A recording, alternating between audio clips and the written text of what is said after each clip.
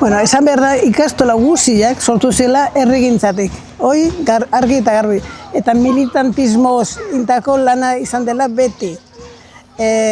Gu askotan han gaundela ere, agertzen ziren beti norbait izaten zen, aztentan noa joan behar duzute, ezak ezi berda, bere buru eskintzen zuten. Bueno, izugarrizko militantzi girua zen. Eta hoi eskertu behar da, hoi jakin behar da, ze lan nintzen orduan. Hoi garbi, argi eta garbi, ni hemen asinorre, ne inguruan ibili zen jende pila, eta hoi denak gogoan hartu behar dira, noski. Eta bakarka intako lanik ez da, denak komunitarioa izan zen. Eta Euskal Herri osoan izan da hoi,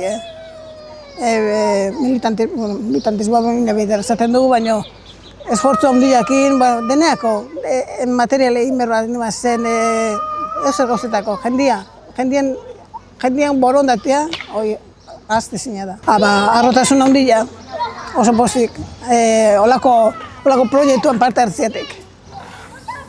Euskal Herrirako izan dadila, eta denan eskerronez. Hori, azkenean gu elkartu ginen hemen Antxoko ikastolak eraikinak zituen beharrai begiratuta, baina gure helburua da herrigintza egitea, ikastolaren hezkuntzan proiektu parte izatea, eta gu ikasle hoi eta gaur egun guraso bezala gure lana eskaintzea proiektuari.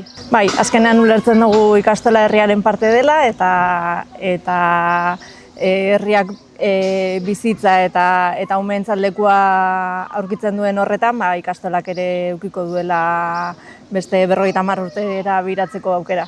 Bai, bueno, 50 urte ez dira gutxi, eta 50. urte urren honetan 3 helburu edo 3 ardatz azpimarratu nahiko genituzke.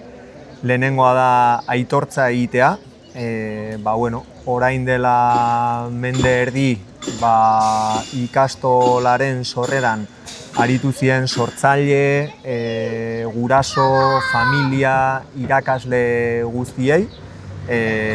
Uste dugu momentu polita dela egin zuten lan guzti hori eskertzeko, izan ere ameslari batzuk izan ziren eta ameslari batzuk izatearen ondorioz gaude gaur egun hemen.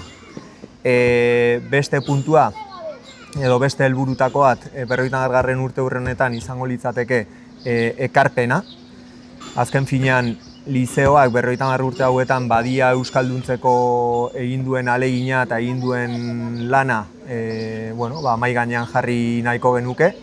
Eta, kontsideratzen dugu helburu horrek oraindik mahai gainean jarraitzen duela eta asko daukagula egiteko euskalduntze horretan. Eta azkenik da harrotasuna. Oso harro esaten dugu Pasaia Lezo lizeoa garela, ikastola garela eta oso harro iristen garela 50. urte urren honetara.